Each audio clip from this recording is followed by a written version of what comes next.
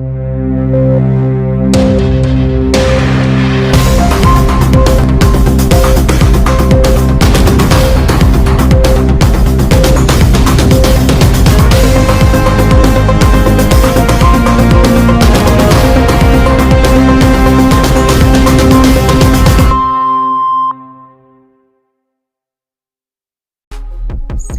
ನಮಸ್ಕಾರ. ಹೇಗಿದ್ರೆ ಎಲ್ಲರೂ? ಯಾರಾದರೂ ಮೊದಲನೇ ಬಾರಿ ನಮ್ಮ ಚಾನಲ್ ನೋಡ್ತಿದ್ರೆ ಈಗಲೇ ಸಬ್ಸ್ಕ್ರೈಬ್ ಮಾಡ್ಕೊಳ್ಳಿ, ಹಾಗೆ ಪಕ್ಕದಲ್ಲಿ ಕಾಣುವಂಥ ಬೆಲ್ ಐಕಾನ್ ಒತ್ತಿ ಅಂತ ಹೇಳ್ತಾ, ಸ್ನೇಹಿತರೆ ಇಲ್ಲಿ ಈ ವಿಡಿಯೋನಲ್ಲಿ ಒಂದು ಅತಿ ಮುಖ್ಯವಾದ ನಾನು ಸಂದೇಶ ಕೊಡೋಕ್ಕೆ ಇಷ್ಟಪಡ್ತೀನಿ. ತುಂಬ ನೋವು ಆಗುವಂಥ ಸಂದೇಶ ಇದು. ಏಕೆಂತ ಹೇಳಿದ್ರೆ, ಒಬ್ಬ ವ್ಯಕ್ತಿ ಒಂದು ಒಳ್ಳೆಯ ಸ್ಥಾನದಲ್ಲಿದ್ದು ಒಂದು ದೊಡ್ಡ ಅಂಗಡಿ ಹಾಕ್ಕೊಂಡಿರ್ತಾರೆ, ಬಟ್ಟೆ ಅಂಗಡಿ. ಸುಮಾರು ಒಂದು 8 ಜನಕ್ಕೆ ಕೆಲಸ ಕೊಟ್ಕೊಂಡು ಅಂಗಡಿಯಲ್ಲಿ ಕೆಲಸ ಮಾಡ್ಸೋಕ್ಕೆ ಇಟ್ಕೊಂಡು ಜೀವನ ಮಾಡ್ಕೊಂಡು ಹೋಗ್ತಾನೆ. ಆ ಜೀವನದಲ್ಲಿ ಒಬ್ಬ ಮಗಳಿಗೆ ಮದುವೆ ಮಾಡ್ತಾರೆ, ತಂಗಿಗೆ ಮದುವೆ ಮಾಡ್ತಾರೆ, ಒಂದು 10 ಜನಕ್ಕೆ ಕೆಲಸ ಕೊಟ್ಟಿರ್ತಾರೆ. ಅಂಥ ವ್ಯಕ್ತಿ ಇವತ್ತು ಒಬ್ಬರಿಗೆ ಸಹಾಯ ಮಾಡೋಕ್ಕೆ ಹೋಗಿ, ಒಂದು ಚಿಕ್ಕ ಸಹಾಯ ಮಾಡೋಕ್ಕೆ ಹೋಗಿ ಆತನ ಜೀವನನೇ ನಾಶ ಮಾಡ್ಕೊಳ್ಳೋ ರೀತಿ ಒಂದು ಘಟನೆ ನಡೆದಿದೆ. ಅದು ಏನಂತ ಹೇಳಿದ್ರೆ ಏನಿಲ್ಲ, ರಾಯಚೂರು ನಗರದಲ್ಲಿ ಮಹಾವೀರ್ ಸರ್ಕಲಲ್ಲಿರುವಂಥ ಒಂದು ದೊಡ್ಡ ಮಹಡಿಯಲ್ಲಿ ಒಂದು ದೊಡ್ಡ ಅಂಗಡಿ ಹಾಕಿರ್ತಾರೆ. 30x40 ಮೆಜರ್ಮೆಂಟ್ಸಲ್ಲಿ ಸುಮಾರು 1200 ಸ್ಕ್ವೇರ್ ಫೀಟ್ ಇದರಲ್ಲಿ ಬಟ್ಟೆ ಅಂಗಡಿ ಹಾಕ್ಕೊಂಡು ದೊಡ್ಡ ಮೊತ್ತದಲ್ಲಿ ಇಡೀ ರಾಯಚೂರಲ್ಲೇ ಹೆಸರುವಾಸಿ ಮಾಡ್ಕೊಂಡಿರ್ತಾರೆ. ಇವರು ಅಂಗಡಿಗೆ ಒಬ್ಬ ಕಸ್ಟಮರ್ ಆಗಿ ಬಂದಿರ್ತಾರೆ.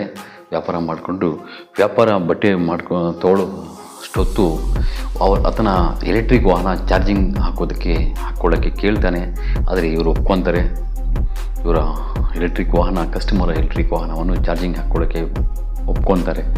ಇನ್ನೊಂದು ಕಡೆ ವ್ಯಾಪಾರ ಮಾಡ್ತಾ ಇರ್ತಾರೆ. ಇಲ್ಲಿ ಚಾರ್ಜಿಂಗ್ ಹಾಕಿರುವಂತಹ ಎಲೆಕ್ಟ್ರಿಕ್ ವಾಹನದ ಚಾರ್ಜರ್ ಬ್ಲಾಸ್ಟ್ ಆಗುತ್ತೆ. ಆ ಬ್ಲಾಸ್ಟಿನಿಂದ ತುಂಬ ದೊಡ್ಡ ಮೊತ್ತದಲ್ಲಿ ಬೆಂಕಿ ಹೊತ್ಕೊಂಡು ಉರಿಯೋದು ಶುರು ಆಗುತ್ತೆ.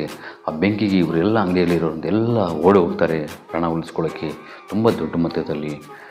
ಆ ಸಮಯದಲ್ಲಿ ಅಗ್ನಿಶಾಮಕ ದಳದವ್ರಿಗೆ ಕರೀತಾರೆ. ಅವರು ಎಷ್ಟೋ ಪ್ರಯತ್ನ ಪಟ್ಟು ಮೇಲೆ ಹತ್ತಿದ್ದಾರೆ. ಆ ಮಹಡಿ 3ನೇ ಅಂತಸ್ತು ಮಹಡಿಗೆ ಹತ್ತಿದ್ದಾರೆ. ಆದರೆ ಅಷ್ಟೊತ್ತಿಗೆ ಆ ಅಂಗಡಿಯಲ್ಲಿರುವಂತಹ ತುಂಬ ಬಟ್ಟೆಗಳು ತನು ಹಾಕ್ಕೊಂಡು ಜೀವನ ಮಾಡಿಕೊಂಡು 16 ಜನ ಹುಡುಗರಿಗೆ ಕೆಲಸಕ್ಕೆ ಇಟ್ಕೊಂಡು ಈ ರಾಯಚೂರದಲ್ಲಿ ಮಹಾವೀರ ಸರ್ಕಲಲ್ಲಿ ದೊಡ್ಡ ಮೊತ್ತದಲ್ಲಿ ಅಂಗಡಿ ಹಾಕಿರುವಂತಹ ಮಾಲೀಕನಿಗೆ ಈ ಅಗ್ನಿಶಾಮಕರ ದಳ ಮೇಲಕ್ಕೆ ಹತ್ತುಕೊಳ್ಳೋಕೆ ಹೋಗುವಷ್ಟೊತ್ತಿಗೆ ಎಲ್ಲ ಬಟ್ಟೆಗಳು ಭಸ್ಮ ಆಗಿರ್ತವೆ. ಸುಮಾರು 18 ಲಕ್ಷ ಹಾಕಿ ಈ ಅಂಗಡಿ ನಡೆಸ್ತಾ ಇರ್ತಾನೆ.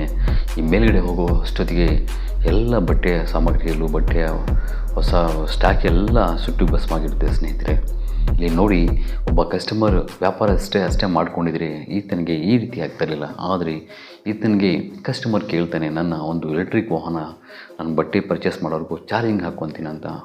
ಆದರೆ ಈತ ಬೇಡ ಅಂತ ಹೇಳಿದೆ ಚಾರ್ಜಿಂಗ್ ಹಾಕ್ಕೊಳ್ಳೋಕೆ ಒಪ್ಕೊತಾನೆ. ಯಾವಾಗ ಚಾರ್ಜರ್ ತೊಗೊಳ್ತಾರೋ ಆ ಚಾರ್ಜರ್ ಬ್ಲಾಸ್ಟ್ ಆಗುತ್ತೆ.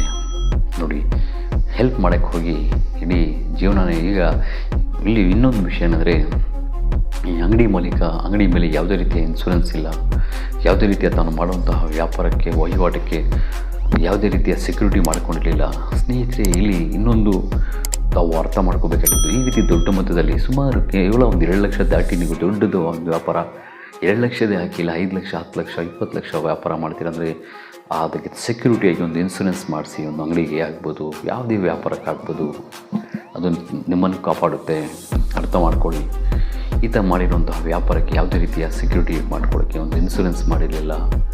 ಇವತ್ತು ಎಲ್ಲ ಸುಟ್ಟು ಭಸ್ಮಾಗಿರೋದ್ರಿಂದ ಈತನಿಗೆ ಯಾವುದೇ ರೀತಿಯ ಸಹಾಯ ಆಗಲ್ಲ. ಹಾಗಾಗಿ ಈತನ ಜೀವನನೇ ಈಗ ಒಂದು ಮುಳುಗಿ ಸೇರಿದಂಗೆ ಆಯಿತು, ಗುಣಿಗೆ ಬಿದ್ದಂಗೆ ಆಯಿತು. ಹಾಗಾಗಿ ಇಲ್ಲಿ ನೋಡಿ, ಅರ್ಥ ಮಾಡ್ಕೊಳ್ಳಿ. ಈ ರೀತಿ ಇಲ್ಲಿ 2 ನೀವು ಕಲಿಯೋದಿದೆ ಈ ಘಟನೆಯಿಂದ. ಒಂದು, ಈ ರೀತಿ ಎಲೆಕ್ಟ್ರಿಕ್ ವಾಹನಗಳು ಬಂದು ಚಾರ್ಜರ್ ಇಲ್ಲಿ ಕನಿಷ್ಠ ಪಕ್ಷ ಯಾರಾದರೂ ಮೊಬೈಲ್ ಚಾರ್ಜಿಂಗ್ ಹಾಕ್ಕೋಬೇಕಂದ್ರೂ ಒಪ್ಕೋಬೇಡಿ. ಮೊಬೈಲ್ ಚಾರ್ಜರ್ಸ್ ಕೂಡ ಬ್ಲಾಸ್ಟ್ ಆಗ್ತಿದ್ದಾವೆ. ಇಲ್ಲ ಅಂತ ಹೇಳಿ ಚಾರ್ಜರ್ ಇದ್ರೂ ಕೊಡಬೇಡಿ, ಅವ್ರ ಮನೆಗೆ ಹೋಗಿ ಹಾಕ್ಕೊಳ್ಳಿ ಬಿಡಿ. ಯಾವುದ್ಯಾವುದೋ ಮೊಬೈಲ್ಗೆ ಯಾವುದೋ ಚಾರ್ಜರ್ ಯೂಸ್ ಮಾಡೋದ್ರಿಂದ ಹಂಗೂ ಬ್ಲಾಸ್ಟ್ ಆಗ್ತವೆ. ಯಾಕೆ ಬೇಕಾಗಿದ್ದೀವೆಲ್ಲ ಅಲ್ವಾ? ಜೀವನದಲ್ಲಿ ಸಂತೋಷವಾಗಿರೋಂಥ ನಿಮ್ಮ ಜೀವನ ಸದಾ ಸಂತೋಷವಾಗಲಿಕ್ಕೆ ಬಿಡಿ. ಆದರೆ ಯಾರಿಗೊಬ್ಬರು ಸಹಾಯ ಮಾಡೋಕ್ಕೆ ಹೋಗಿ ಅದು ಬೇಡ. ನೋಡಿ, ಈ ವಿಷಯದಲ್ಲಿ ಇಲ್ಲಿ ಚಾರ್ಜಿಂಗ್ ಹಾಕೋಕ್ಕೆ ಒಪ್ಕೋಬೇಡಿ. ಇನ್ನೊಂದೆರಡು ದೊಡ್ಡ ವ್ಯಾಪಾರಗಳು ಮಾಡೋಕ್ಕೆ ಹೋದಾಗ ಏನು ಮಾಡುತ್ತೀರಾ, ಒಂದು ಸೆಕ್ಯೂರಿಟಿಯಾಗಿ ಒಂದು ಇನ್ಸೂರೆನ್ಸ್ ಮಾಡಿಸ್ಕೊಳ್ಳಿ. ಪಾಲಿಸಿ ಸ್ವಂತ ಏನೂ ಮಾಡೋಕ್ಕೆ ಹೋಗ್ಬೇಡಿ. ನಿಮ್ಮ ಹತ್ರ ಒಂದು 20 ಲಕ್ಷ 5 ಲಕ್ಷ 20 ಲಕ್ಷದ ಬಂಡವಾಳ ಹಾಕಿ ಒಂದು ವ್ಯಾಪಾರ ಮಾಡಬೇಕಾದ್ರೆ ಕನಿಷ್ಠ ಒಂದು 15 ಲಕ್ಷ 10 ಲಕ್ಷವರೆಗೂ ಒಂದು ಫೈನಾನ್ಸ್ ಮಾಡಿಸಿ ಒಂದು ಬ್ಯಾಂಕಲ್ಲಿ ಲೋನ್ ತೊಗೊಳ್ಳಿ. ಆ ಥರ ಘಟನೆಗಳು ನಡೆದಾಗ ಬ್ಯಾಂಕವರಾದರೂ ಸೆಕ್ಯೂರಿಟಿ ಕೊಡ್ತಾರೆ, ಅರ್ಥ ಮಾಡ್ಕೊಳ್ಳಿ. ಹಾಗಾಗಿ ಕಷ್ಟಪಟ್ಟು ಇಂಥ ಘಟನೆಗಳಿಗೆ ಬಿದ್ದು ಯಾವ ರೀತಿ ನಿಮ್ಗೆ ದಾರಿ ಹೇಳ್ಕೊಡೋರು ಇರಲ್ಲ. ಹಾಗಾಗಿ ನಾನು ಈ ಘಟನೆ ಮುಖಾಂತರವಾಗಿ ನಿಮಗೆ ಒಂದು ಸಂದೇಶ ಕೊಡ್ತಿದ್ದೀನಿ. ಯಾರೆಲ್ಲ ನೀವು ಅಂಗಡಿ ಮಾಲೀಕರು ಇದ್ದರು ಈ ವಿಡಿಯೋ ನೋಡ್ತಿದ್ದರು ತಕ್ಷಣ ಒಂದು ಇನ್ಸೂರೆನ್ಸ್ ಮಾಡಿಸ್ಕೊಳ್ಳಿ. ಮತ್ತು ಈ ರೀತಿ ಮೊಬೈಲ್ ಚಾರ್ಜಿಂಗ್ ಹಾಕ್ತೀನಂದರೂ ಹಾಕಕ್ಕೆ ಕೊಡಬೇಡಿ. ಒಂದು ವೆಹಿಕಲ್ಲು ಎಲೆಕ್ಟ್ರಿಕ್ ವಾಹನಗಳು ಚಾರ್ಜಿಂಗ್ ಹಾಕ್ತೀನಂದರೂ ಹಾಕಕ್ಕೆ ಕೊಡಬೇಡಿ. ಈ ಫಸ್ಟ್ ಸೇಫ್ಟಿ ಆಗಿರಿ. ನಿಮ್ಮ ಮಕ್ಕಳು ನಿಮ್ಮ ಮಕ್ಕಳು ಹೆಂಡತಿ ನಿಮ್ಮನ್ನು ನಂಬ್ಕೊಂಡಿರ್ತಾರೆ. ಯಾಕಂದರೆ ಒಬ್ಬರು ಸಹಾಯ ಮಾಡೋಕ್ಕೆ ಹೋಗಿ ನಾವು ಸಿಕ್ಕಲ್ಕೊಳ್ಳೋದು ಬೇಡ ಅಲ್ವಾ.